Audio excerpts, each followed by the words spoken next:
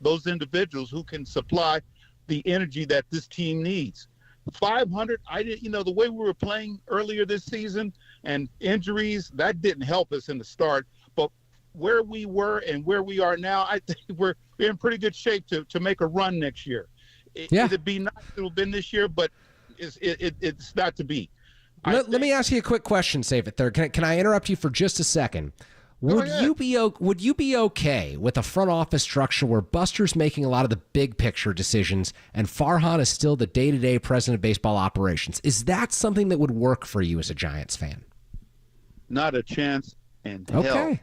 Okay. That's why I asked. Farhan has to go. Let Buster have a little bit of that freedom because he thinks logically. Catchers think logically because they control the game. Let them do what they need to do. But Farhan has had his shot. He needs to go. Okay. I totally understand where you're coming from on that. Thank you for the call, Safe at Third. Always appreciate your perspective. Look, I think that there's a number of different ways to look at this. When you don't make the playoffs in 3 consecutive seasons, in years that you try to make the playoffs, I've said it, no president of baseball operations is likely to keep their job in that scenario. And I don't think Farhan will. But I do think there's a world in which Giants ownership, because it values stability and values continuity, would entertain the idea of if Buster's going to take a step up in terms of the influence that he wields inside the organization, that Farhan could stay in his role, albeit a lesser diminished role. So it's a fascinating dynamic and one that we will get an answer to over the next 2 weeks. The Giants aren't going to let fans, and they're not going to let the people inside the organization wait. Once this regular season ends, we're going to know if Farhan will be back, which again, I don't think is that likely, but I do think it is because he's under contract for next year, a possibility. That's all I'm saying. So 415-808-KNBR is the number. Your thoughts on the other side. You're listening to KNBR 104.5-680, the sports leader.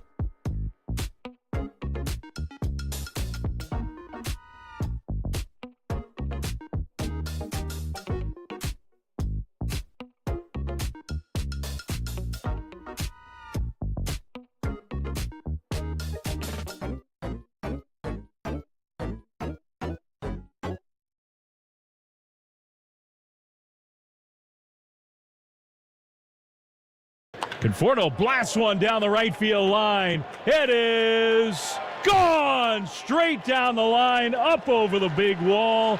Michael Conforto with a scorching line drive homer. It's 5-2 Giants. His 17th home run of the year. You know, I think we saw some signs last night, staying on a changeup and hitting it hard the other way. You know, really just when I'm working the other way well in the air, that usually is a good sign that I'm staying close and I'm staying through the big part of the field. And there's been some flashes of it. I'm feeling pretty good right now, you know, so I'm just trying to stay where I'm at and finish the season strong and win a bunch of games with the guys. Well, the Giants didn't win a bunch of games this season, but they have won 2 in a row in Baltimore. They are 74-78. And there's really not much that they can do to change our minds about how this 2024 season unfolded. Even winning against a playoff team, 5-3 tonight, 10-0 last night, doesn't change the way you feel about the overall 162-game season. And there are big picture questions to discuss with regard to the state of the franchise. Buster Posey seems to have more influence these days. Farhan Zaidi could be out of a job soon. So 415-808-KNBR is the number. Let's go to Mark the Golf Pro in South City. Mark the Golf Pro in South City. You're on Sports Phone. Mark, how's it going this evening? It's going good. How you doing? Doing well on my end. What's on your mind tonight, Mark? Well, I just I would definitely not want to get rid of Farhan for a couple reasons. I always say to myself, if we let him go, how long is he going to be out of a job? And I disagree with the last caller that said he should get on a Greyhound bus. I think Farhan, if the Giants let him go, there'd be a couple of jets coming to pick him up to take him to another major league city to offer him a job. So I think that would be a mistake. And, remember, got rid of Mark Jackson and hired Steve Kerr. Everybody was up in arms. And I was like, Jackson's not going to get another job soon. And sure enough, he never has. So Farhan hired tomorrow by somebody else. He's one of the smartest guys in baseball. What I think is going on here, which I'm super excited about, is Farhan might not be a very good closer. He's shown that in terms of getting guys on the dotted line. And Buster could definitely be that yin and yang type of thing where Buster's got the street cred from the, Hall of Fame career, one of the best catchers in baseball, 3 world championships. He could be the closer to get guys to come in. I think could be an awesome combination. So that's my take. I think if you got rid of Farhan, it'd be a huge mistake. I'll take your response. Okay, very interesting. Yeah, no, thank you, Mark. I appreciate the phone call and interesting thoughts. I don't know that you'd have teams lining up for Farhan as a president of baseball operations just because the resume over 6 seasons, 1 playoff berth is what it is. But I do think that he would find a job elsewhere as a, number 2, as someone who's a senior advisor to a president of baseball operations. I think that he would find a role in an organization. Do I think he would be a number 1 somewhere immediately? Probably not, but that's my inclination. And I do respect Mark's thoughts, and I think the comparison to Mark Jackson was a very interesting one because, you hear all the time when the 49ers lose, you hear all the time, it's on Kyle Shanahan for losing this game. 49ers need to make some sort of a change. And the reality is Kyle is better than 95% of coaches out there. I really do believe that. And so he's the one person in the Bay Area who I think if he was out of a job, you'd have other people flying in and, flying in their jets for and bringing him to their cities. Let's go to Matt in Millbrae. Matt in Millbrae, you're on Sports Phone. Matt, how's it going this evening?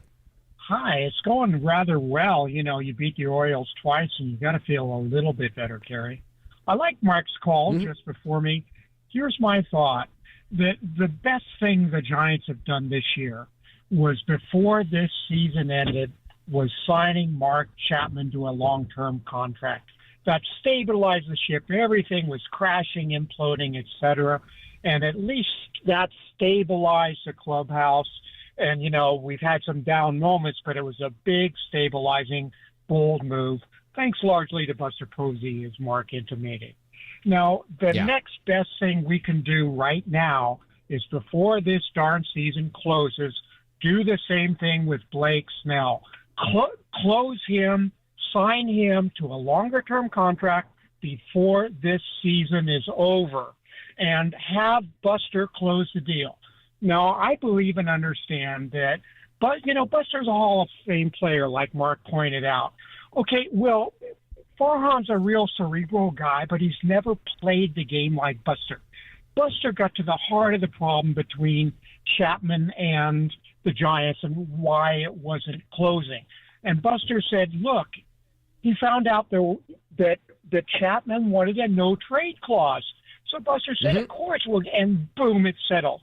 So that might be Chapman's objections or whatever. But the thing is that Snell is one of the very best pitchers in Major League Baseball right now, and we don't just want to get to the playoffs next year in a third spot. We want to win the World Series, and an important cog in any machine to win the World Series is having the best pitcher in Major League Baseball. He has won a Cy Young Award in both leagues, which is quite a feat, and we've seen how he's been pitching and what he's been capable of. Let's sign him before the season is over and right this ship and get the ball ready for next year.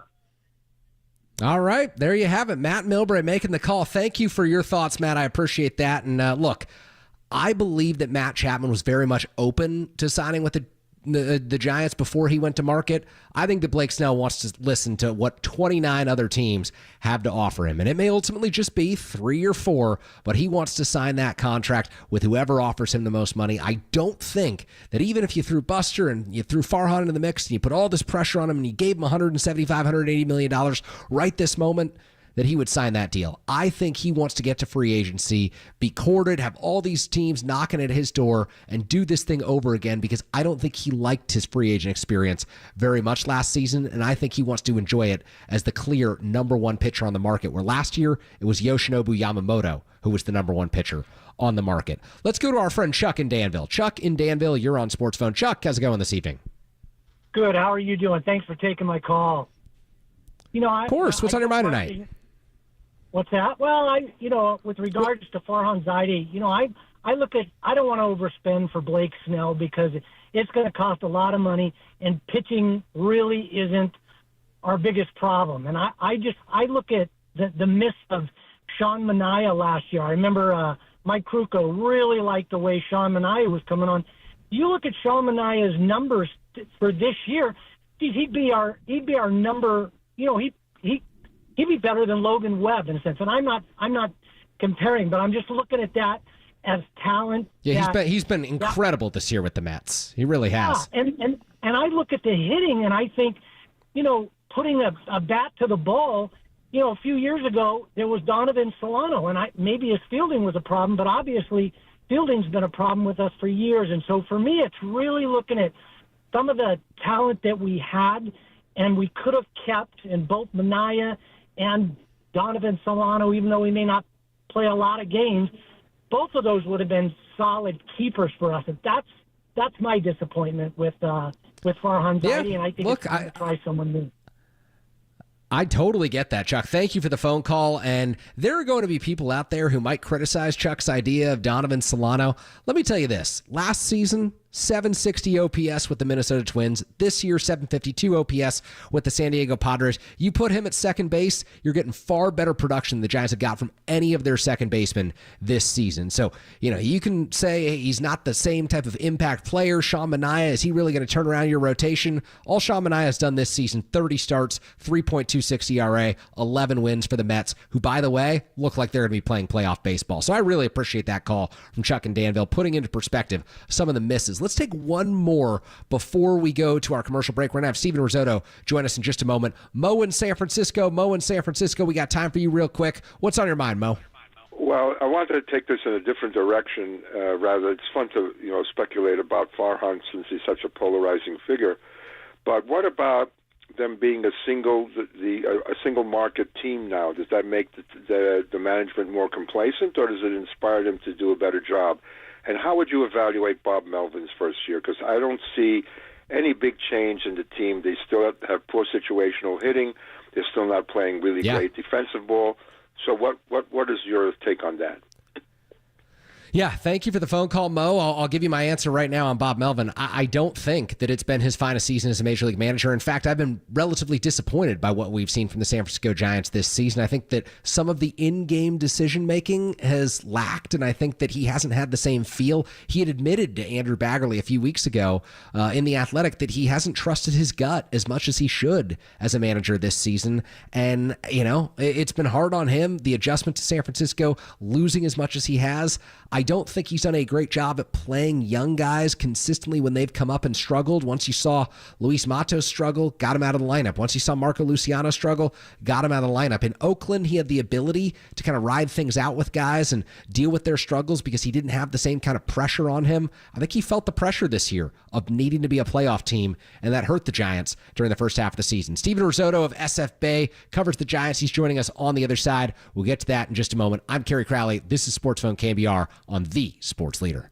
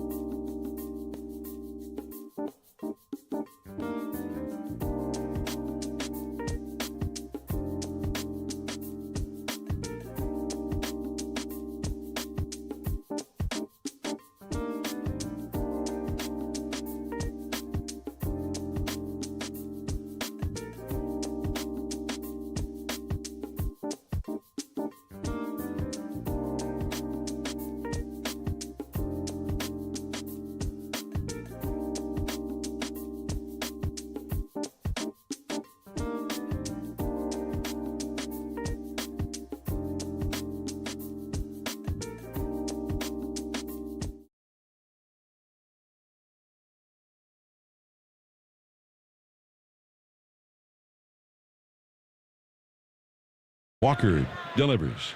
Swing at a hard ground ball. One hop to second. Walton backhands it and throws him out at first. The Giants, for the second night in a row, continue the miseries of the Orioles here in Baltimore. The Giants have won 2 straight games. All right, we are back here on Sports Phone KNBR. Kerry Crowley rolling with you until 9 o'clock this evening here on The Leader. Talking Giants baseball after a 5-3 victory over the Baltimore Orioles this evening. And here to help us do that, our friend, he covers the Giants for SF Bay, Stephen Ratto. Stephen, how are you this evening? I'm doing good, Kerry. Glad to be on with you. How are you? Oh, doing well on my end. Always love our conversations here. And look, we could talk about tonight's game. We could pick it apart. I think the real deal at the end of the season is bigger picture stuff. So Mike Yastrzemski, back-to-back nights, he hits leadoff homers for the Giants. Is he making this decision about bringing him back any more challenging next year? Is he forcing the envelope or pushing the issue for the Giants right now? I think without a doubt. And I think Yastrzemski is a guy that, maybe a lot of fans, a lot of casual fans look at the stat sheet and, don't really think anything of it, think that he could be an easy kind of non-tender candidate, a guy you don't really bring back. But if you look a little deeper into it, Kerry, there might be something a little bit there to, trust next year. I guess the only thing is with Yastrzemski, the thing that it's been the last few years, and that's health. He's going to be going into his age 34 season next year, but coming into this game, he had a 754 OPS, and he's still got some power. He plays a great right field at Oracle Park. He's a guy that could be plugged in center field if you need him. Kind of a valuable guy to have on your team, despite kind of what the noise is saying from the fan base. He's had a really nice year. He even hit lefties pretty good this year too. So in terms of a guy to bring back, even as a fourth outfield type, but a fourth outfield type that still gets kind of regular at bats in an outfield that's projected to be kind of on the younger side, he could be a pretty valuable asset. Now, I guess the downside of something like this is you never want to rely on bringing back the same group, because at the end of the day, this group is still responsible for the mediocre record the Giants have. So exactly, you kind of want to switch things up next year, but at the same time, Yastrzemski, I think, would still be a good guy to have on your team. Yeah, there's got to be a shakeup. It just depends on how it comes and where it comes from. And, Stephen, I appreciate you rolling with that. I think I said forcing the envelope and pushing the issue. Obviously got those two things mixed up, forcing the issue and pushing the envelope. So thank you for rolling with that. Let's move on to our next one. Blake Snell, 6 innings, 12 strikeouts last night. The ERA right below 3.4 right now. Hard to believe that he's got it all the way down to where it is after the start to the season that he got off to that was just abysmal. If you're the Giants, regardless of who's making the decisions, and it seems like ownership, and particularly Buster Posey, hold a lot of sway right now, do you go $175, $200 million for Blake Snell this offseason, or do you try and create that value from your starting staff elsewhere? He's definitely forcing the envelope, and he's a guy that he's a guy that I think is going to be on the radar of all 30 teams. And I know that we kind of said this last year, especially when his free agency went deep in the spring training, is that, look, every team should be interested in this guy with the price that he's going to go down to. Now it's going to be a little bit of a different scenario. He should do pretty well in free agency. It's difficult because he did not have a spring training this year, but everybody kind of brought up the second half breakout stuff, and it was brought up kind of at a nauseating level to the point where maybe he was sick of it, and maybe he was sick of it because he ended up, showing off and, throwing the no-hitter. He's been great since the beginning of July. It is difficult because a guy like Blake Snell, who isn't necessarily a control guy. He pitches usually with a lot of guys on base. When he does not have great outings, they're usually not great outings at all. And he's a guy who usually doesn't pitch deep in the game. So there is some risk with signing a starting pitcher like that. But at the same time, aren't all starting pitchers kind of trending in that direction anyways? He's been a great number 2 to Logan Webb. He'd be a great guy to bring back. And if you're the Giants and you're looking at the direction of your franchise and you want to know what to do in the offseason, I think you kind of have to bring it back. It looks like he's Logan Webb loves him as his number 2. He's a guy that just dominates first time through, second time through. You could rely on him in a big game. The Giants aren't going to rebuild. I think that's one thing about their brand and their market that they've proven. They're not going to rebuild. If anything, they're going to buy their way out of a rebuild. And Blake Snell at the right price. I mean, why wouldn't you want to go out and get that deal done? And I think in a perfect world, if you're a Giants fan, you would hope the front office is following up the Chapman deal with maybe some dialogue with Scott Boras about Blake Snell right now. Yeah, very well said. Stephen Ratto joining us on the UMA guest line, covers the Giants for SF Bay. And so, Stephen, if we look at the bigger picture right now and take stock of the organization, it's increasingly clear that Buster Posey is playing a bigger role in the day-to-day operations than maybe I anticipated, certainly a lot of fans anticipated.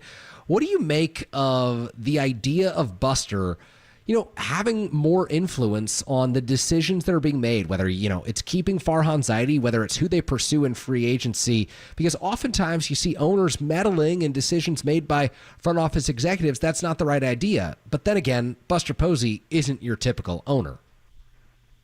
No, not at all. And I think, what he's done is kind of, maybe his first year doing this. I think he joined the ownership group in September of, 2022, somewhere along there. And he kind of was silent for a little bit. And then we saw this past offseason him get more involved in free agent discussions, he was involved in Judge, of course, involved in Ohtani. And even more than that, involved in the media side. Now, Buster, when he was a player, this better than anybody, Kerry, was not a guy who would, go and say too much. Who's kind of like comes from the Derek Jeter cloth and not wanting to say anything that might generate headlines. And we saw this past offseason, Buster was kind of talking about San Francisco and free agents, and we figured maybe he's getting more involved. He's talking to the media a little bit more. He's got these quotes that makes it seem like maybe down the line Buster could be the face of this ownership group. And the intrigue with this is that you're going to get fans on board. The casual fan knows Buster Posey. The current players have nothing but respect for Buster Posey. Matt Chapman, look at this situation. I don't know exactly, obviously there's the reports. That's kind of well covered of what happened with the Chapman extension. But either way, if, Buster was involved in that, Chapman is a guy that played against Buster. So there's some respect still, with the players in today's game and Buster. And definitely I think he's a guy that agents would want to talk to. He's a guy that players would want to talk to about coming to play in San Francisco. I think it's a positive development, and not just that he was a former player and was a great player, but I think it's also because he's just a bright guy. Just think about it. He's a guy who moved to Georgia after his career, wanted to kind of sit back, relax with his family, bought the ownership stake in the team. He moved all the way back just, there might be other reasons, but a big reason why was because, maybe he wanted to be more a part of this. And I think that's a big deal. That shows somebody who's committed to this, committed to raising his family in the Bay Area, committed to the Giants organization. And look, this is just the beginning. There's a lot of articles out there where it's like, this is the beginning of the era of Buster Posey and I agree 1,000%. This is the beginning of Buster Posey in a maximized front office role. There's still going to be more to come. I think he's gonna do a lot more in terms of influence in baseball operations. He's going to do a lot more in talking for the organization than he's doing already, and I think it's different from people that know Buster and have covered Buster, but that's where he's trending for sure. Absolutely. And anyone who's covered him, anyone who's spent time with him, he's an extremely smart person who's very curious and always wants to learn more. And I think that those are qualities that every front office executive, every successful owner really needs to have in order to reach their ultimate goal. So, Stephen, I'll leave you with this. What do you make of the Giants' decision to leave Marco Luciano out of the lineup this month? Yeah, it's very interesting. It's been an interesting few months for Luciano. Since Zaidi kind of hinted that the Giants were going to give him everyday at bats at DH, that didn't happen. Tyler Fitzgerald has kind of taken shortstop out of the equation for Luciano, so that's never really been, something that has been realistic. Second base, though, I mean, it's really tough moving a young guy to a position in the middle of the year, let alone a position he's never really played professionally, aside from, taking ground balls and playing a few games there in Sacramento. It doesn't scream a whole lot of confidence right now that the organization has in him. And I will say one saving grace for Luciano is that we said something similar about the organization and Elliot Ramos, when he would be called up for a weekend series against two lefties and then sent back down on a Monday. That usually was said about Ramos, and maybe there's a chance. Yeah, the thing is nobody just knows where he's going to play. You want to see him get at bats at designated hitter, but is he an outfielder? I think he is. I think he's definitely a corner outfielder, but again, that's not a move you can make right now on September 18th. So it's a really tough situation. And the one thing that I have been waiting for, and I think a lot of people have been waiting for, is where's the power? Where's the power for Marco Luciano? And the thing is, we're not going to see the power if he's not playing. And it's September 18th. You're kind of out of the hunt. You would want to see Marco Luciano in there. I think even more so than Adani Walton, or, I know Brett Wisely's a young guy. Even more than Brett Wisely, I think fans want to see him. So it has been disappointing to see his usage kind of kept down low and him not getting consistent at-bats. Yeah, I think you speak for a lot of people, myself included, in that entire breakdown and how puzzling it has been. Stephen Ratto of SF Bay, we always appreciate your thoughts, your perspective. Thank you so much for joining us here on Sports Phone this evening. It was great to push the envelope, Kerry. Thanks for having me on. Thank you so much. Oh, my goodness. Not going to live that one down. Pushing the envelope, forcing the envelope. Yes, pushing. Oh, my goodness. I'm all mixed up. So we got to take a commercial break. I apologize to everyone for that, but we will be right back, and I'll give you my thoughts on Buster Posey. Alex Simon going to join us at 8 o'clock this evening, breaking down the big picture state of the Giants. John Chapman right after that, around 8:20. So we have a good guest list this evening. But on the other side, there's some thoughts that I have on Buster and him wielding some more control, making himself more assertive in terms of this Giants ownership group and this Giants front office. You're listening to Sports Phone KNBR 104.5, 680, the sports leader.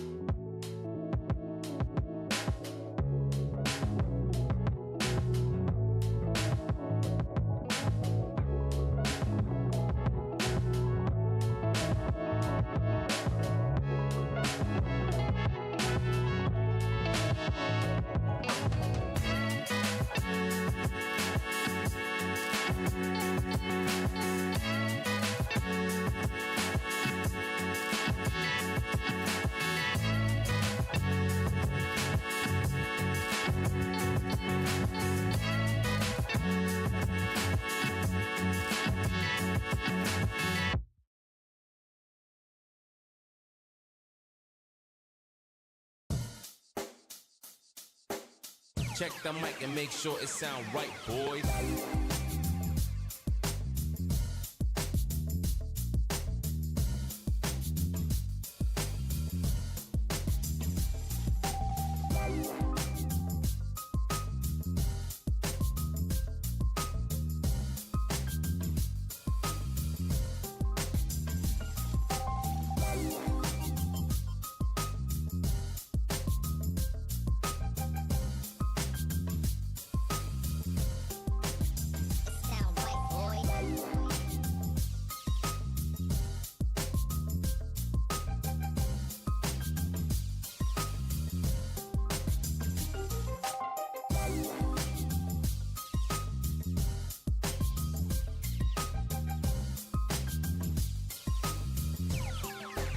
It sound right, boys.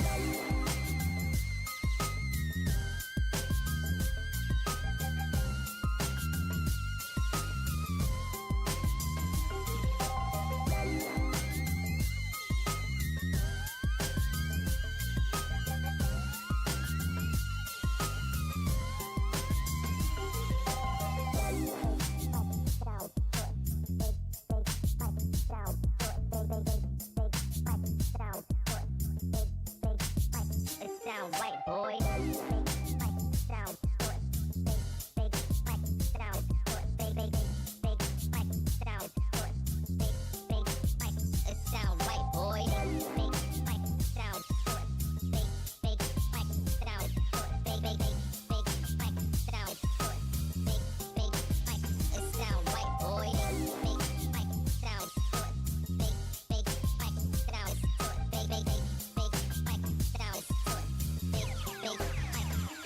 right, boys.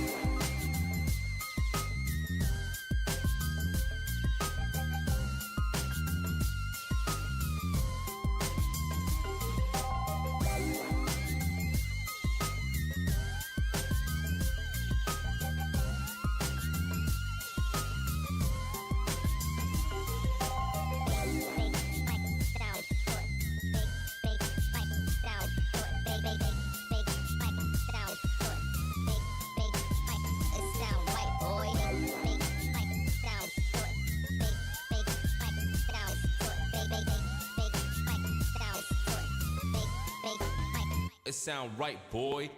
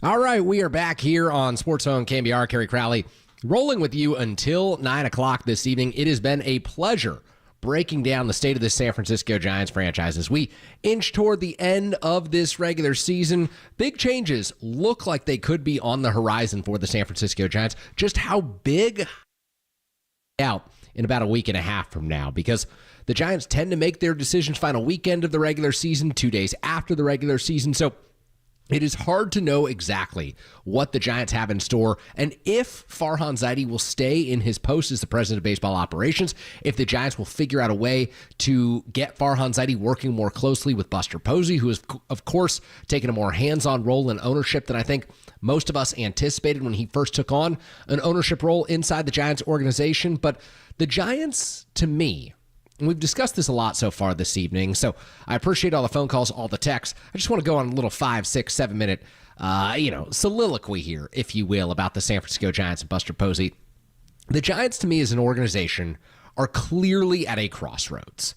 This is a team that has underperformed for 3 seasons, that for 3 consecutive years has failed to live up to fan expectations, and particularly this season, 2024, after spending all the money that they did, after targeting the biggest free agents in Shohei Ohtani and Yoshinobu Yamamoto and coming up short in pursuit of those free agents, then having to pivot to plan B, and having a pretty darn good plan B, in my opinion, and Blake Snell and Matt Chapman and Jorge Soler, they still fell short of their own expectations inside the walls at 24 Willie Mays Plaza. And when I say their own expectations, obviously, Bob Melvin, the Giants manager, he feels this on a daily basis. He's talked about it openly this season. We had Andrew Baggerly last night at The Athletic, who just did a tremendous job getting Bob Melvin to open up on how difficult this year has been for him.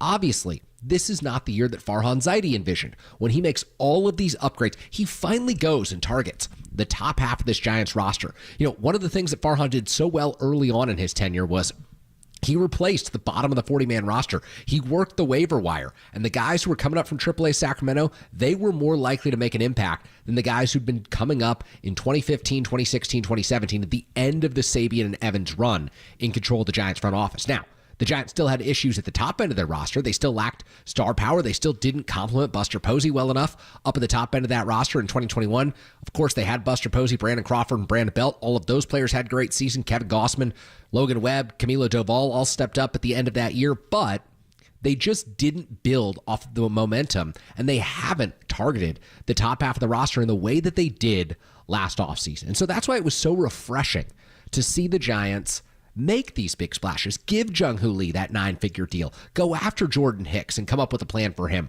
where he could help out of the Giants rotation, go after Jorge Soler. Even if that didn't work out, you know, you go back to last offseason, you told me that the Giants were going to land Jorge Soler. I would have told you that is a big deal because this is an organization that has historically really struggled to land power hitters. You go back all the way to the dawn of free agency, and it's just difficult, whether the Giants have been playing at Candlestick Park or on the shores of McCovey Cove.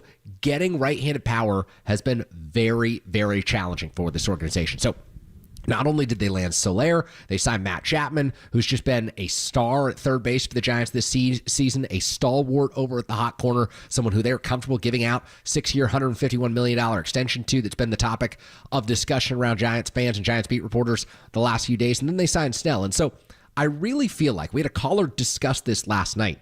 He said that he was tired of the apathetic ownership of the Johnson family and that he didn't feel like the Giants ownership group really wanted it as much and that there wasn't quite passion coming from this ownership group.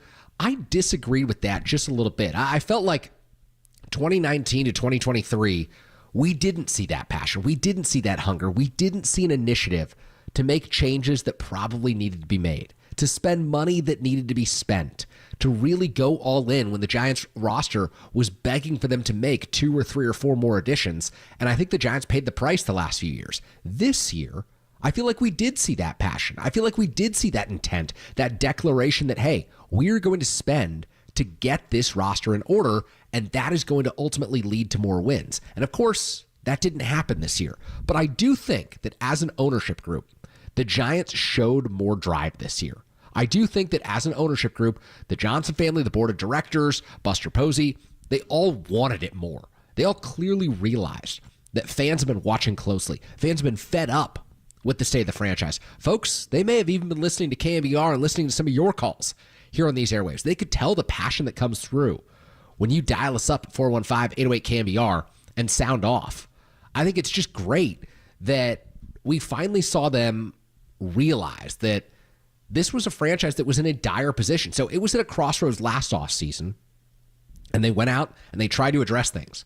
But it has yet again come to that juncture this offseason, or in the waning days of this regular season, as the Giants play out the string here, and it's hard to take much meaning from these ball games, as I mentioned earlier tonight. You know, you're playing the final 2 weeks of the season, and you're really not looking at a whole lot in terms of what can you take away that's going to tell you significant changes are coming in 2025. What can you take away that's going to tell you that a certain player is going to be better or different in 2025? And so it's hard to put much stock, much meaning in these series, even if the Giants played a little bit better in Baltimore than I anticipated coming into this series. And so this is an organization that once again has to dig deep and find out what it really wants and find out who the leaders are. And I think that they're in the process of deciding that.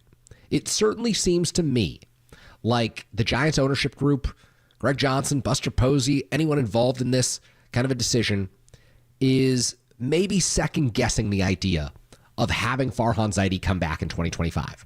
I think they realized that, yes, they spent money, and yes, they put together a plan, but the plan wasn't sound. They went into this season anticipating that, coming into spring training, Kyle Harrison was kind of the number 2 starter. Alex Cobb was going to be the number 3. Tristan Beck and Keaton Wynn were being counted on for 150-plus innings. And so the fact that the Giants pitching staff fell apart during the first half of the season can't surprise you because they didn't have the veterans to rely on to give them the solid innings. And not that that solves everything. The St. Louis Cardinals signed a slew of veterans, and look where they are right now, also on the outside of the playoff race coming in. But at the same time, the Giants' vision for 2024, while they spent all that money, I think the vision was lacking.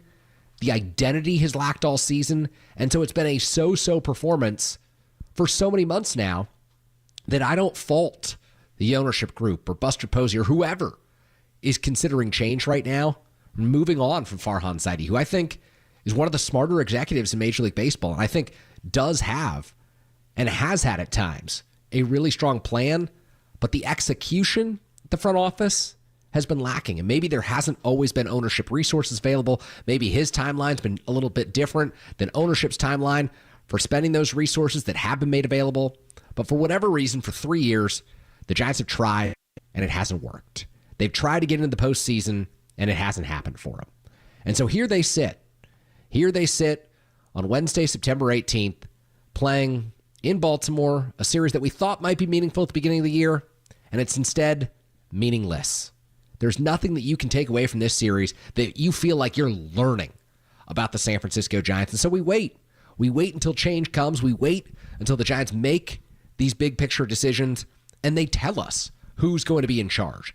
And they give an indication as to whether Buster Posey, whether this hands-on role that he played the Matt Chapman deal, whether that will be a continued theme for Buster Posey, whether they will move on from Farhan Zaidi and choose someone else to set forth a vision for this franchise and lead the San Francisco Giants into a new era, or whether they will stay and they will stay the course and say, hey, we're going to continue to spend.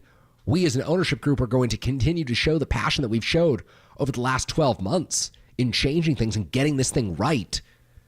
And we believe that Farhan's the guy, because I don't know that the ownership group has always unlocked the resources the way that they did last offseason.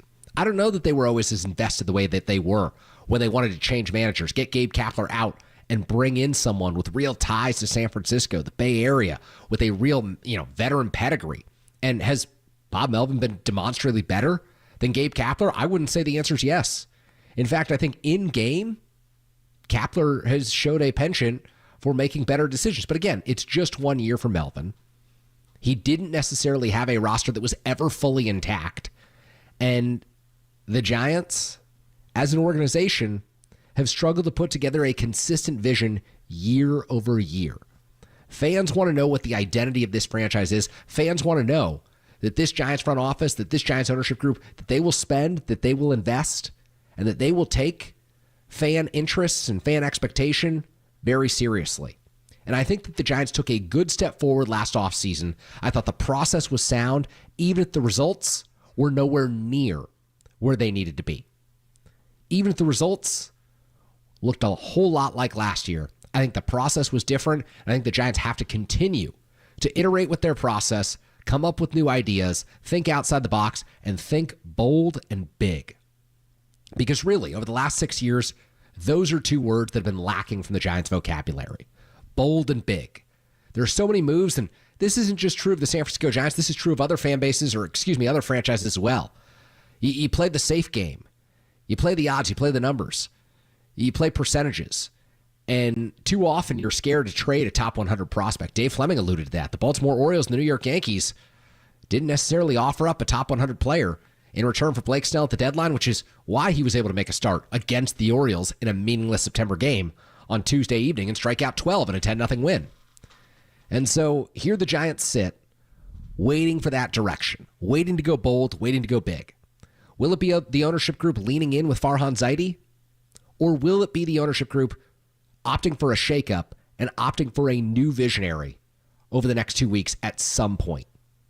I have a feeling they will opt for change. But again, I wouldn't be all that surprised if they kept things mostly the same and just doubled down on this year unlocking resources again, on upping the payroll again, on determining that they can spend to win ball games, and that in 2025 it will work. So we will see. But over the next 2 weeks, it's not the games that I'll be watching as closely. It's the moves from this ownership group, it's the moves from this front office, and it's the words that you hear around the San Francisco Giants. I am Kerry Crowley. This show is Sports Zone KNBR. Got a couple of good guests coming up for you here in the 8 o'clock hour.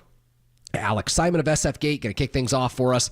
And then John Chapman going to join us. 49ers Gold Rush podcast. Does a great job. He'll break down 49ers performance against the Minnesota Vikings and look ahead to the 49ers against the Los Angeles Rams. You're listening to Sports Zone KNBR, KNBR 104.5, 680, the sports leader.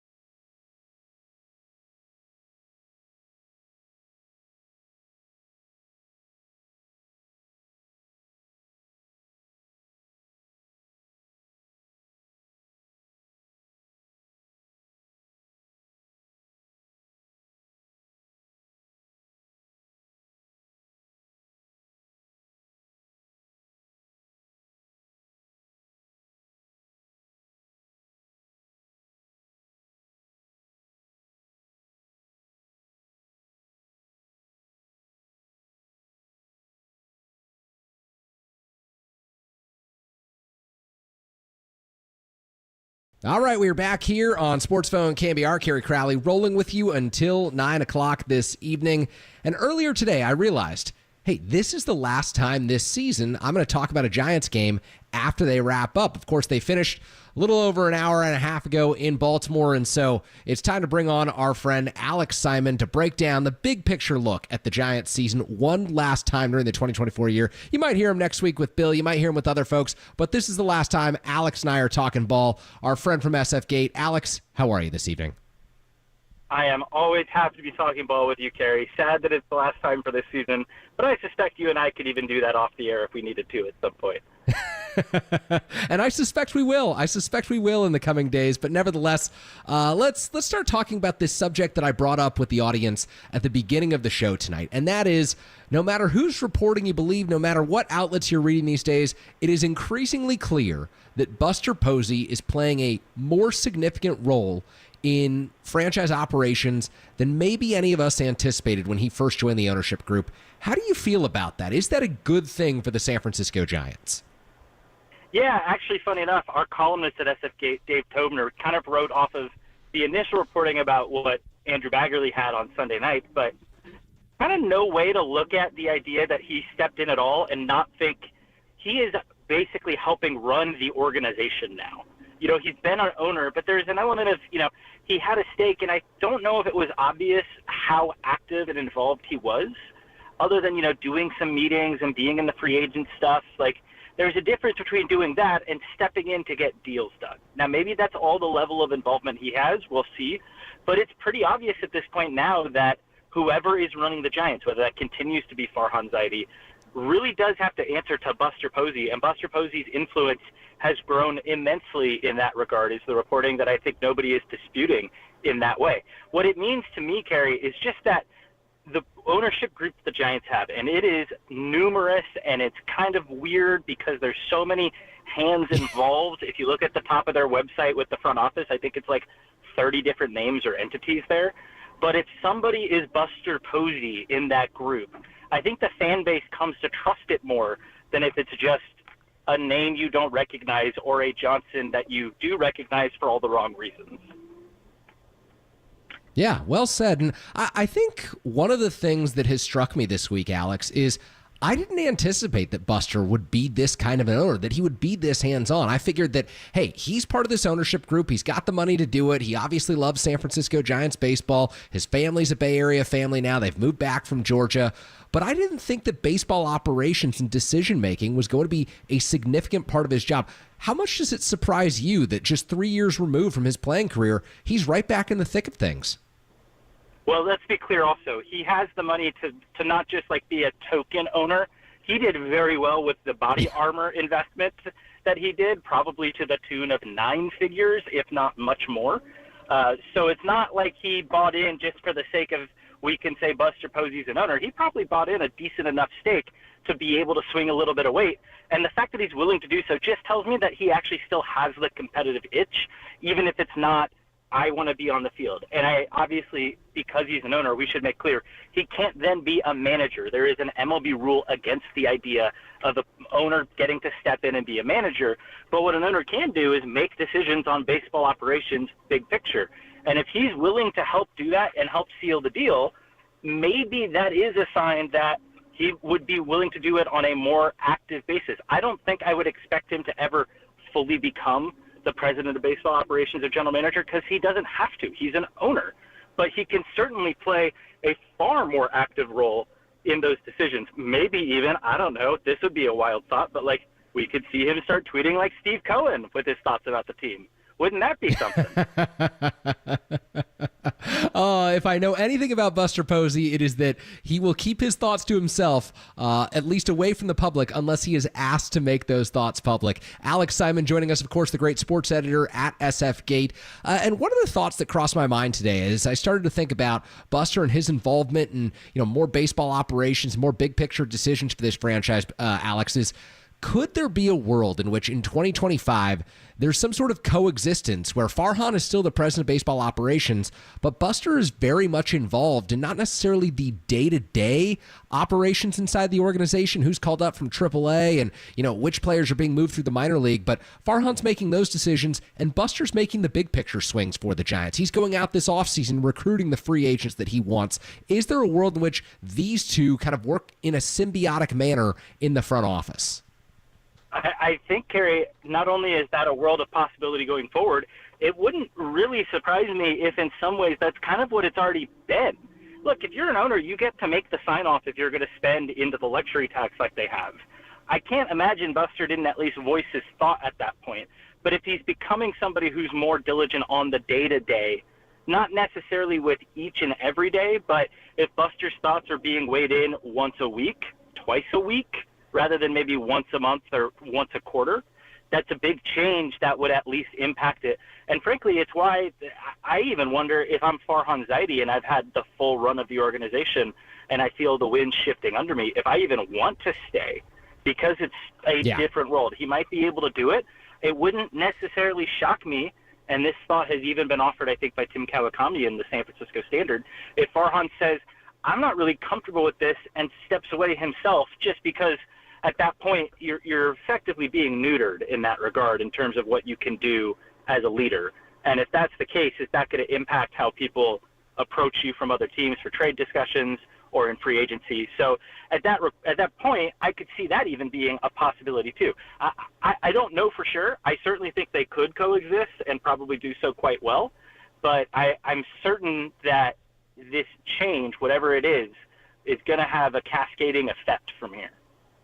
Yeah, absolutely. And let's talk specifically about some of the changes that we could see for the Giants. I think, even though they've had some stronger offensive outputs in Baltimore the last few nights, I don't know that the hitting coaches survived this kind of a season. I think back-to-back-to-back games in which, the Giants don't score runs like we saw last week at Oracle Park, that's an indictment on the coaching and the philosophy that's being spread at the major league level. And I do think there's just been so many empty performances offensively this year that, Bob Melvin changing out a few coaches, that could be one move we make. What are some of the other changes that you might anticipate, Alex? Well, the one thing I would say is a big Farhan Zaidi miss from the time he's been here, and whether he does this or not, or whoever they change does this, the Giants haven't made any bold moves, especially in the trade front in the offseason, the way that I think a lot of us almost felt like we were promised when Farhan came in. He's the guy swinging 3-team trades when he's with the Dodgers and finding all sorts of nooks and crannies to flip when he was back with the A's. The Giants just haven't done that. A lot of the move has just been kind of money balancing moves, but there hasn't been kind of the we're going to push some chips into the table, give a few prospects away that kind of hurt, or just give away any prospects type of trade. I still think this is the craziest nugget to say, but the Giant who they traded the most people away for, I believe, still remains Tony Watson in that regard, where they gave up the most to get Tony Watson, and it was 3 players back in 21. But, the idea that the Giants haven't really, gone for it with the deal, I think would have fans, even if the trade didn't immediately pay dividends, it would just show that you're trying something new. And I think so much of the Farhan method has been just repeating the same types of moves and the same types of deals. Yeah, we'll do this move with an opt-out and whatnot. That it would be nice to see something just be a swing at something bold and big. And the Giants kind of did that with the Chapman extension, though I think that was also a no-brainer. But I think that's the thing you need to see them do. On the coaching front, I'm not sure if we're going to see too many changes, though I do believe you have an idea with the hitting coaches that stands out. But I think this is just kind of a weird fluke of a season where nothing about this team ever got fully right, even if nothing felt all the way wrong beyond their offense. Yeah, absolutely. It is kind of that way. Nothing was ever fully right. When, the Giants had a few pieces in order, Jung-Hoo Lee at the top of the lineup at the beginning of the season, Blake Snell wasn't healthy. Then when Blake Snell came back, Jung-Hoo Lee was out for the year. And there's just been so many missing guys throughout the course of this 162-game season. That happens, but to agree, there are also no excuses. So as the Giants move forward, Alex, I think obviously locking up Chapman, you said, was a bit of a no-brainer. I am of the belief that Blake Snell was determined to make it to the open market. He will be a free agent soon. How aggressive do you think the Giants ought to be in pursuing Blake Snell and returning him to San Francisco? I personally am not necessarily the biggest aesthetic Blake Snell fan. There's obviously, when he is on his game the way he was last night and has been at times in the second half, he's one of the best pitchers in baseball. That said, I'm the type that doesn't mind the Giants' general approach, and especially the Logan Webb style of pitching, where you pitch to contact and try to give yourself the best chance to even throw a complete game. And that's not Snell's method. He's more of a guy who will throw 5 to 6 pitches almost minimum per at-bat. So there's a part of me that sees that and thinks if you're going to commit 6 years at 35 or 40 million a year almost like Snell might get, that's a really big risk for a guy who has such big variance and such little kind of no-hit stuff for the entire game. Obviously, he did it one time, I should be clear. But I still think you've got to make the attempt. You can't let him go to market and not make any offer, which is an indictment, I think, of Zaidi with the previous guys like Gausman that they've let walk. Mm-hmm. You've got to at least be in the picture. You maybe don't need to be so aggressive that you get him, but that's also carrying a question of who is the one making the decision. If it's Farhan, I'm going to guess he's not going to chase Snell that hard. But if it's the ownership group or a Buster Posey, maybe the Giants do. And that's why this 2-week period, without a question as to who's running the organization, is so fascinating because the ramifications are just immense. Yeah, absolutely. Alex Simon of SF Gate joining us here on the UMA guest line, breaking down the big picture stuff for the San Francisco Giants as we approach the end of this 2024 season. Alex, what is the opening day outfield for the Giants next year? Is it Elliot Ramos in left, Jung-Hoo Lee in center, or Mike Yastrzemski in right? Or can the Giants really afford to run it back like that? I think Yastrzemski is such an interesting decision for this team because he'll only cost about $10, $11 million in arbitration, another leadoff home run tonight, and yet you feel like they've got to get more power out there, and they're not going to get consistent power from Jung-Hoo Lee. So, I don't know. What did the Giants do in the outfield? I do think you're going to see Jung-Hoo Lee. You're going to see Elliot Ramos in some way, shape, or form. Outfield is also probably where they could make the boldest and biggest trade and go get somebody. Now, obviously, there's a free agent coming up from Scott Boras in Juan Soto that I would say you should at least try to be in the conversation with as well, because he is a truly once-in-a-lifetime type of hitter in that regard. But Luis Robert is out there. He's had a weird season. He's been definitely not what you would expect.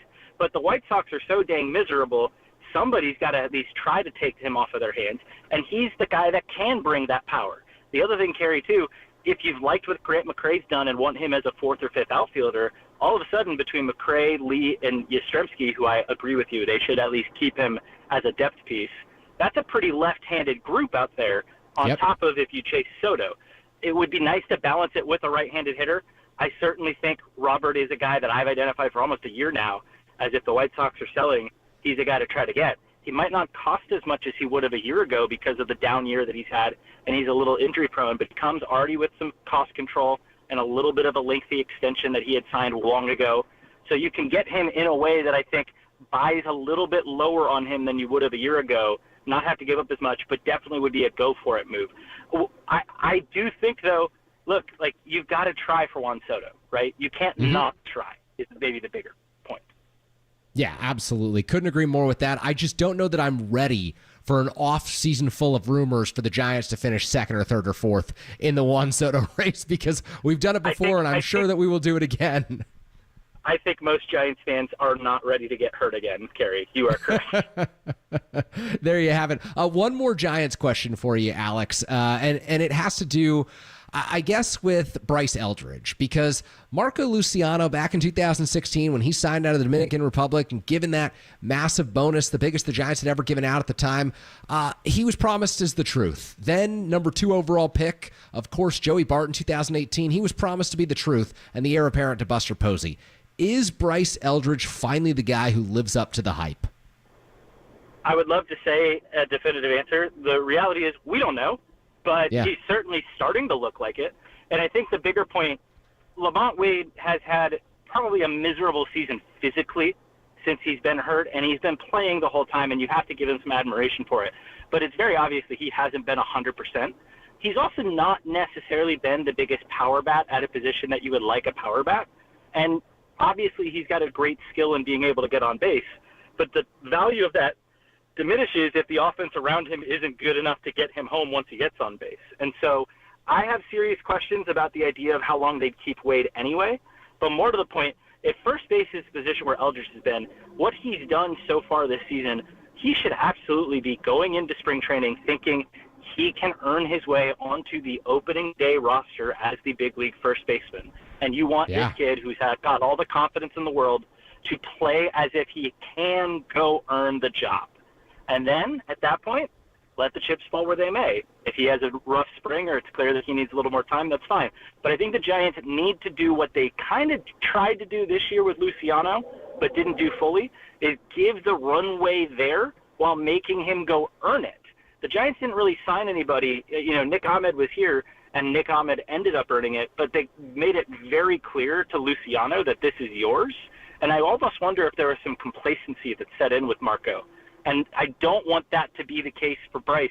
You need to make Bryce say, if you go hit 600 this spring, the job's yours. Okay. But don't give it to him in that regard.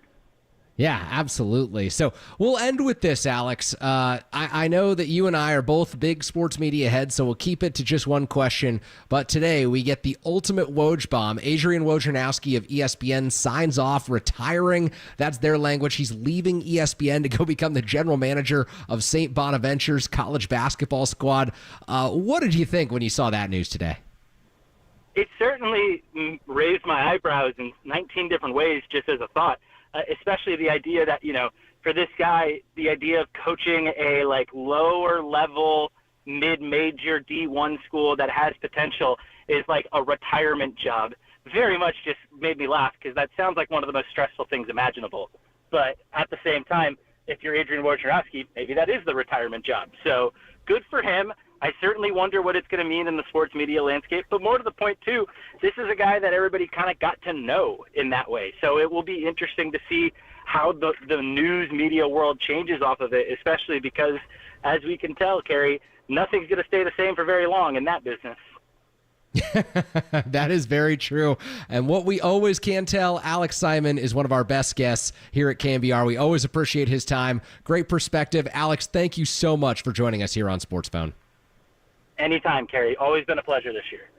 All right. Yes, he is Alex Simon for the final time. The two of us talking ball during the 2024 season. Something tells me we'll be doing it right when the 2024 season ends. There are going to be big moves at Oracle Park. So, Alex, we'll have him back on very soon. More coming up next. You're listening. Sports Zone KNBR, KNBR 104.5, 680, the sports leader.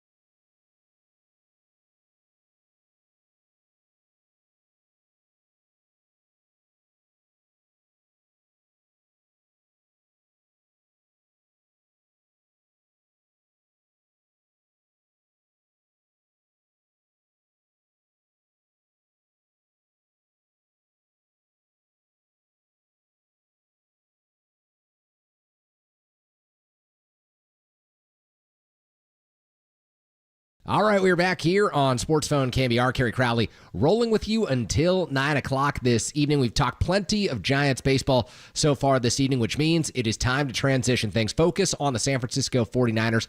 Coming off of a disappointing loss in Minnesota on Sunday, looking ahead to an opportunity in Los Angeles against the Rams this Sunday. And here to help us break down the 49ers, the host of the 49ers Rush podcast, our friend John Chapman. John, how goes it this evening? Man, it goes well. And, yeah, you talked about the disappointing effort and outcome against the Vikings, which just seems like that stadium has the Niners' numbers for a long time.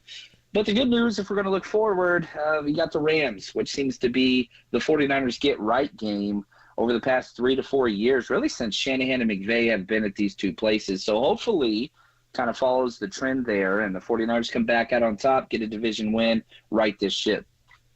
Yeah, absolutely. Well said. So let's dive right into it and look at this game in Minnesota on Sunday. I think most folks, myself definitely included in this, thought the 49ers would roll in, continue their momentum that they built from that Jets game, and take care of Sam Darnold and the Minnesota Vikings. What were your biggest takeaways? Why did the 49ers lose that football game, John? Probably the one common theme on offense and defense was third downs. The 49ers just could not get sustained drives, and even after several big plays on offense, they'd be stifled at midfield, or they couldn't cash in on the red zone. Then you flip that when the 49ers were on defense. Sam Darnold, sadly, looked like the better quarterback, which I hate to say that, but whenever it was those pressure situations, even when the Niners offense started to roll in the fourth quarter, Sam Darnold went out there and answered back-to-back drives with points, keeping the 49ers at bay. And so can the 49ers overcome this, 2 for 10 on third downs, 1 for 3 on fourth downs? You've got to have those sustained momentum drives to cash in some more points. And they just didn't have that. That was the difference between week 1 and week 2, in my opinion. And is that going to change? Now Debo's out, the injuries, all those things. But the 49ers have the tools to do it. It's just if they can play some mistake-free football on both sides of the ball, I think they can get that fixed. Yeah, well said. So let's take a look at this 49ers offense right now, John. Obviously, no Christian McCaffrey. He could be out a while. Deebo Samuel's out with the calf injury. What have you seen from Brandon Ayuk during the first 2 weeks of the season? What does the film tell us about kind of the condition that he's in, the routes that he's running right now? Is Brock Purdy just not in sync with him? What have you seen over 2 weeks so far? He played 61 of 70 snaps this week. So as far as the conditioning element, it seems like he's back at his full slate of snaps, which is great. And the 49ers really wanted to make Brandon Ayuk the focal point to start the game. The very first series the 49ers were on offense, Brandon Ayuk was the primary read on the first 3 plays. 2 of those plays, he was kind of blanketed. He caught 1 target for a 2-yard out, and the 49ers punted. They went 3 and out. And so from that point forward, Ayuk did have some more primary reads, but it kind of was like, okay, we're going to give this guy a chance to set the tone. Let's get the confidence. Let's build that chemistry. But it was off and on all game. There's lots of people talking about how, the separation was there on many routes. But when the play call comes out, if you're not the primary read and you get that separation, it's got to sync up with the play call because Purdy's machine. He's going to follow what Shanahan tells him to do. And in the opportunities that Shanahan drew up for Ayuk, those were missed. There was 2 very key plays late in the game, but it's still off. And now, with Debo out, there's no more time for ramping up or getting the rust off. It's now. It is put up time for Brandon Ayuk. And, I was present at both games, and 49ers fans, there's some hostility in those seats. Yeah, oh yeah. With Ayuk's performance after the contract and the holdout for sure. Yeah, absolutely. You got the pulse right now, attending both games, understanding how 49ers fans view this thing, especially those traveling to Minnesota. So love having John Chapman on the show. He's joining us here on the UMA guest line right now. And John, I couldn't help but notice your critiques of center Jake Brendel on social media today, and I thought that they were spot on. I think that he is someone who, on this offensive line, when the 49ers have allowed interior pressure, it's often been on him over the last few years. And Sunday, according to your social accounts, didn't look like such a hot game for Jake Brendel, huh? It was pretty bad. The problem is this. The broadcast view, whenever you're watching these games, they kind of come in from that angle, and so the offensive tackle is almost always going to be highlighted depending on the quarter. it's very difficult to see the interior offensive line play. And so what we try to do, and I don't like putting the negative tape out there, and as I hate doing that. It's like 1 out of 100 posts, but of course those are the ones that always catch on. That's what it is. But Jake Brendel, I feel like it's not being talked about as a person that is hindering this 49ers offense, whether it's the run game or the passing game. I counted 4 times that he was on the ground within, a second and a half of the snap of the ball.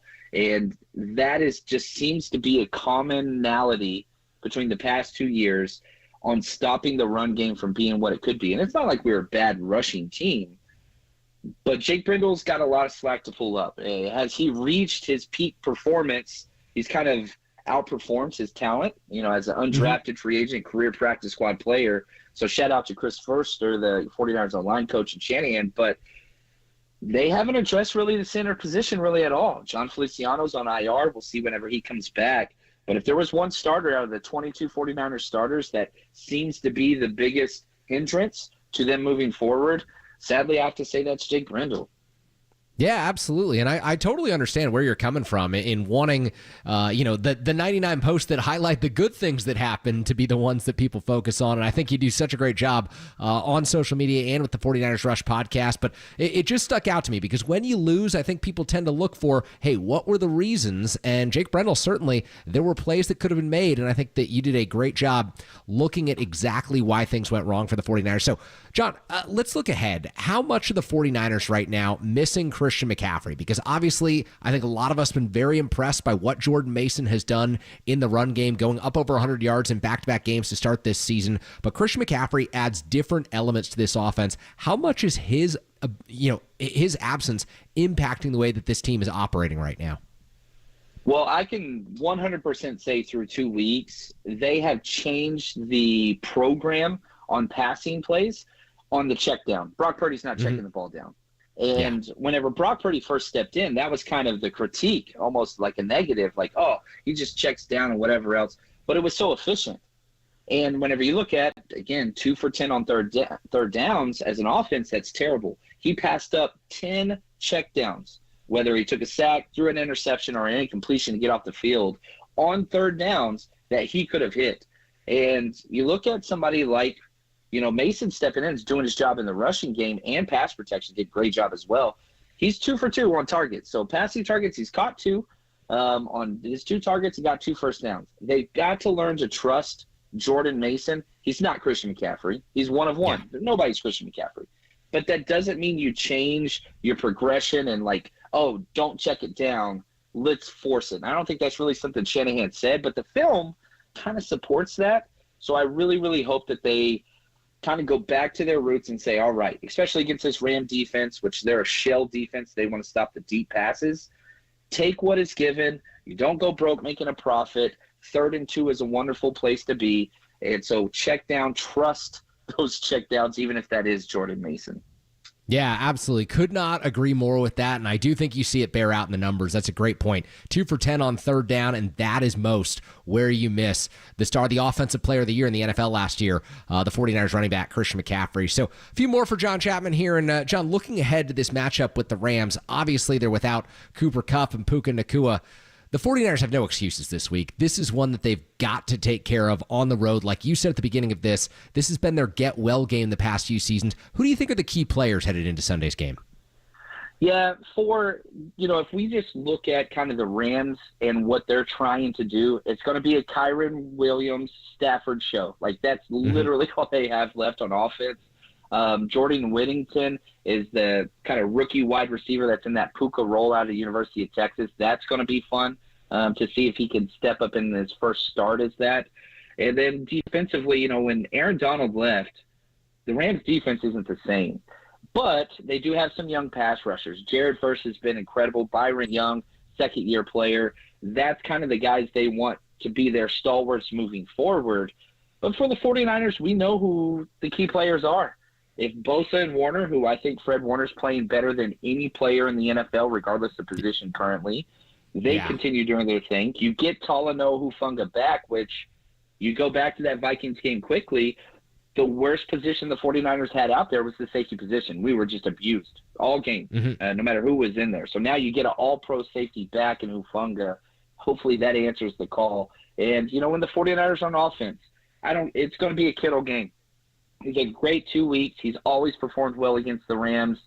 I really do think that this could be like one of those career games for George Kittle. Yeah, absolutely. Let's hone in for just a moment on Talanoa Hufanga's return, because this is a big deal for the 49ers defense. Obviously, you mentioned the play where Justin Jefferson burned them past Jair Brown, past George Odom. Both of these guys, however, Hufanga and Brown, it feels like to me are better against the run than against the pass. How does Hufanga change the 49ers defense against the pass when teams are looking to beat them over the top? Well, Hufanga's gone on this wonderful kind of career trajectory. Whenever he first stepped in, he struggled versus the pass big time. However, his all-pro year, if you look at those last 10-week starts, and even really before he got injured last year, like he is consistently where he needs to be. Speed's a concern with 49er safeties. For some reason, they don't draft top-tier speed safeties. But his anticipation has corrected that. So I think you trust Hufanga to be that deep safety, which, again, big reason why you struggle versus the Vikings, pure speed, Naylor, and, of course, Justin Jefferson. You look at the Ram wide receivers, there is not much top-tier speed that is available that's going to be out there. So the biggest concerns you had, I think, are going to be corrected this week short-term. Long-term, This is something they're going to have to work out. But they want it to be Hufanga. They want it to be Jair Brown. I think you rotate in Malik Mustafa maybe every 4 series or so. We saw a little bit of that last week because he's supposed to be the long-term guy there. But Hufanga and Jair Brown is what they want. I think those are the 2 best safeties we have. But, yes, maybe a little bit more cover 6 instead of cover 3 and single high, which the 49ers have run a lot of cover 1 type looks early in this season. I don't think that fits our position group. I don't know how much of that is Nick Sorensen or the Brandon Staley effect, but I don't like it. It hasn't performed well through 2 weeks. So hopefully we get back to a little bit more quarters, cover 6 type looks. Yeah, very well said. I love the scheme talk. And we'll just end with this, John. I was sitting here, one July or August night, talking as we do for 3 hours on this show some nights. And I said, look, let's devote a segment to Fred Warner, his career trajectory so far. I don't think it's out of the realm of possibilities that Fred Warner is in Canton one day. I think that you look at his career, and obviously he'll have to play at an elite level for 3, 4, maybe 5 more seasons to get on that pedestal. But, I mean, man, through 2 weeks, you said it. No one in the NFL is playing as well as this guy. Am I crazy to think that he could be on that Hall of Fame trajectory one day? Absolutely not. People shout out to the great Patrick Willis who just got in. Oh, and that is absolutely incredible. But people forget, Patrick Willis' career was short. If Fred Warner plays next year, he has played as many seasons as Patrick Willis did his entire career. Does he have the All-Pros? No. But Fred Warner is playing at a Defensive Player of the Year trajectory right now. Can he sustain this play all year? How much longer can he be up there? Fred Warner turns 28 this season. He's not that old. He has not sustained injuries. He has played out there consistently without being hurt. And he doesn't win with speed. I go back. This is the old Anquan Bolden argument. Players can play for a long extended period in the NFL if they don't just win with speed. Anquan Bolden won with toughness, intelligence, and just running routes and great hands. You look at Fred Warner, he's fast, but the reason why he wins is because all-out effort. He knows every single play that is coming his way, and he's the best coverage linebacker, I would argue, maybe in the history of the NFL. That is going to sustain his career for a while. Hall of Fame is knocking on the door for him. You get 2 more years like this and have a championship moment. That's one of the issues. You got to get one of those rings, baby. Yeah, absolutely. Well said, John Chapman. John, we love having you on. Love the 49ers Rush podcast. Thank you so much for joining us here on Sports Phone. Always feel like a smarter 49ers fan after listening to you. You're the man, Kerry. Appreciate it. All right, more coming up next. You're listening to Sports Zone KNBR 104.5, 680, the sports leader.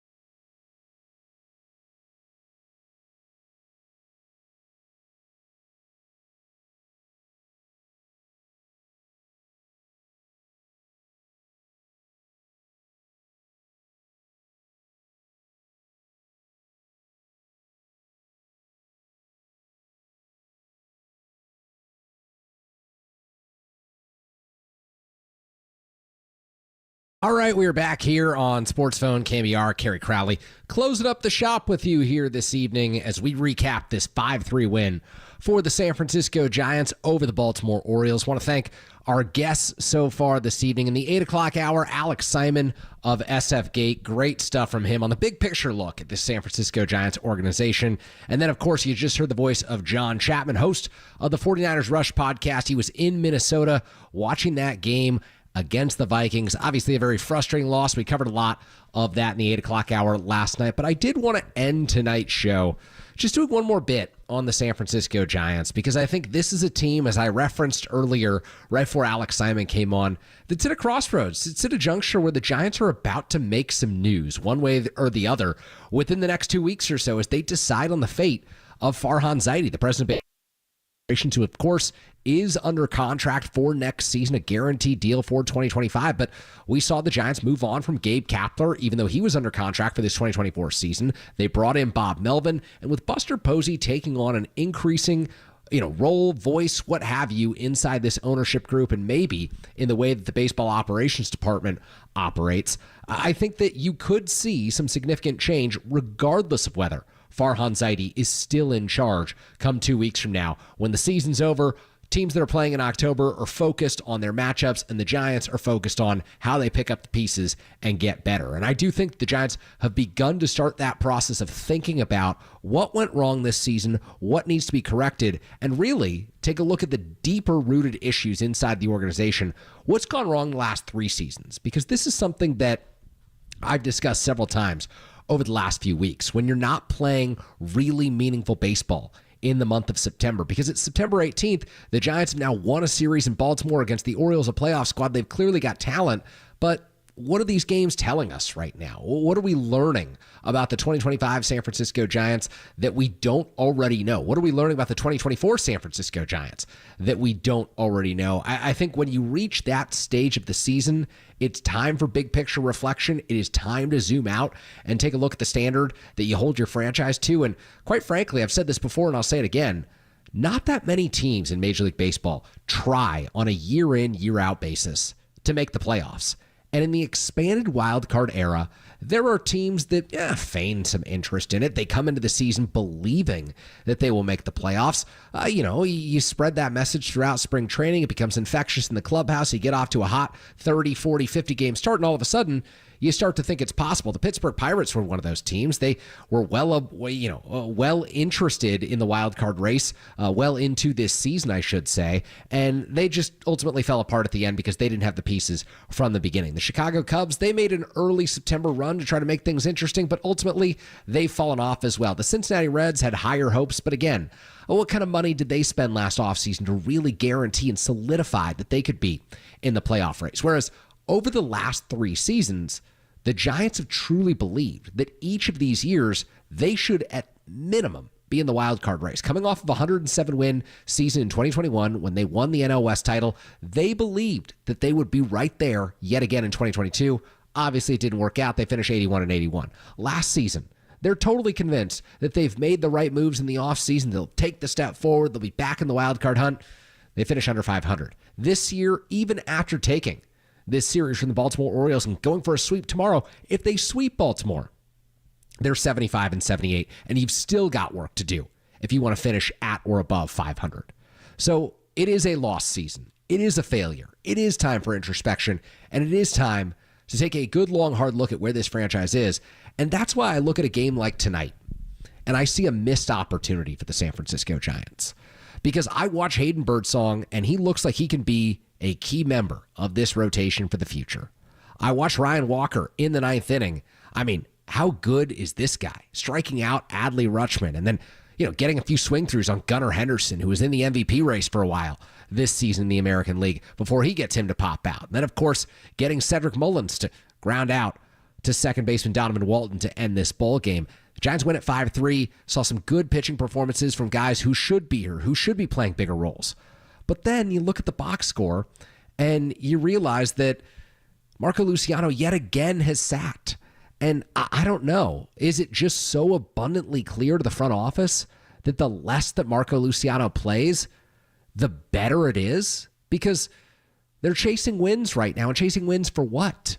starting Donovan Walton, who won't be here next year, who isn't a part of this organization's long-term plan and isn't a part of any organization's long-term plan, if we're being honest. I hope that Donovan Walton carves out a career for himself, finds some playing time somewhere else next year, and, proves me wrong. I think that would be great for him. But for Marco Luciano, a guy who came through this Giants farm system and so much was expected of him, I feel like not rolling him out here to start at second base or to be a designated hitter and get some at-bats at the end of September, well, what's he doing on the Major League roster for? Because are you really trying to get to 79 or 80 or 81 wins? Is that going to be the difference for you? Or are you really playing certain players over your rookies, over your guys who've come through the farm system who you need to see more development from? Doesn't make sense to me. So I look at a night like tonight where the Giants win 5-3 and they get the big performance from Michael Conforto that they really wanted way back when they first signed him 2 years ago to that one-year deal with the option for 2024, and he ultimately picked up that option because he wasn't good enough last year. And he goes 3 for 4. He hits the big 2-run home run that ultimately, he hits the solo home run that ultimately proves to help the Giants in the long run as they win this one 5-3. It gave them more of a cushion in the 6th inning. They allow a run in the 6th inning as Birdsong comes out of the ball game. But, I see guys in the lineup, and I wonder, would the Giants be better off tonight DHing Gerard Encarnacion? And it's not the handedness matchup that you want. Against Dean Kramer, the Baltimore Orioles right-handed starter, you want a lefty in there, theoretically, if this is May, June, July, August, if your team's still in the hunt.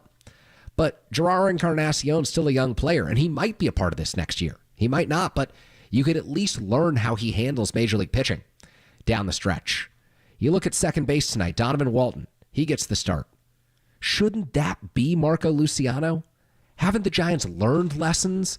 I look at prospects through the years, and here's 2 perfect examples. Elliot Ramos, he wasn't really given the opportunity to play down the stretch in September of 2023. And because of that, the Giants didn't necessarily know what he could become at the Major League level. And because of that, he was optioned in the middle of spring training this year, and he didn't come up until May 8th. And because of that, they potentially missed out on the opportunity to see Elliot Ramos in a big league uniform at the beginning of the season, contributing in an all-star caliber manner to wins that would have mattered in April and wins that could have changed the trajectory of this season. But instead, he was relegated on the depth chart because the Giants didn't learn enough about him in the months of August and September last year when the season went off the rails, when they were still playing veterans, when they should have turned things over completely to the kids and seen what they have inside this organization and who can help next year.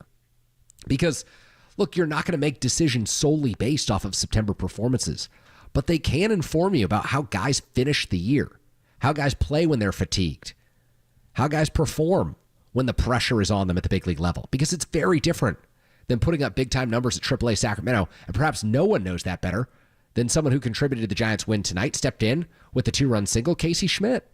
Casey Schmidt has dominated AAA at times during his minor league career. And he's up here right now because Matt Chapman's on the paternity list. And he picks up the RBI single tonight, drives in 2 runs. It's an important moment for him. Just as he got important at bats late last season, and the Giants found out, hey, he might not be a 5th or a 6th infielder, but he's someone who you can stash in AAA and bring up back and forth from the minors to the big leagues. And they kind of knew what he was. They knew that he could play 3 different positions on the infield. They knew that the bat was inconsistent. The strikeout totals would be high. But they kind of knew what he was because he got that chance for a lot of last season. They knew that there'd have to be a ton of changes made to his swing because he was afforded that opportunity to show them at the big league level. Someone else who wasn't really afforded the opportunity to show them, Tyler Fitzgerald. Last season, the Giants finished the year, and Fitzgerald had not nearly enough plate appearances. He didn't get the looks at shortstop, second base, and center field that could have given the Giants an idea that he could have helped them early in this year, and instead, they spend the first half of the season trying to make it work with Nick Ahmed, when in reality, this organization would have been better off if they played Tyler Fitzgerald at the end of last year, and had learned to bring him up at the beginning of this year. And so I hope they're not making the same mistake, but I fear they are with Marco Luciano. I'm not saying the 2024 season's been good. In fact, it's been a major disappointment for Luciano. I don't know what the future holds for him from a positional standpoint. He may just be a pure DH, and he may never hit enough to be a DH. But wouldn't you like to learn a little bit more about him right now? when the games don't really matter a whole lot, to me, it doesn't make sense. It's great to see Hayden Birdsong go 5 2/3 innings against this Baltimore Orioles lineup and pick up a win. It's great to see Ryan Walker lower that ERA to 1.77 with a dominant showing. It's nice to see, even though he goes 0 for 4, Grant McCray getting the start a night after he was a catalyst for this lineup. You're learning more. You don't learn when you don't put these guys in ball games. And the Giants tonight, and the past few nights, and really the past few weeks, and maybe even the past few months, have really missed the chance to see what Marco Luciano would be. Because as soon as they were firmly out of this race, which they've been for a few weeks right now, I think he should have been getting everyday time, even if the growing pains were really, really, really significant. And they have been. There have been botched plays. There have been way too many strikeouts. You know, go back to San Diego a few weeks ago. He collides with Tyler Fitzgerald, and it's unacceptable. It's high school level stuff. But again, you have to see more of it. How is he going to work through that at the major league level if he doesn't get a chance? And I don't know. Maybe the Giants have a one-way ticket for him out of the organization this offseason, and they're just biding their time. But I feel like even in a win, the Giants maybe missed a chance to learn more about their future. They still take it 5-3. They've still taken this series in Baltimore Orioles, and the folks inside that dugout are still happy that Bob Melvin is trying to win each and every day, even if those wins don't count for a whole lot right now. I'm Kerry Crowley signing off from Sportsphone KNBR. It's been a pleasure to hang out with you this week. I'll be back on the microphone Friday morning filling in for Murph with my man Marcus Boucher. Can't wait. Giants and the Orioles go at it tomorrow from Camden Yards. An afternoon game in Baltimore, a morning game in San Francisco. You're listening to KNBR 104.5, 680, the sports leader.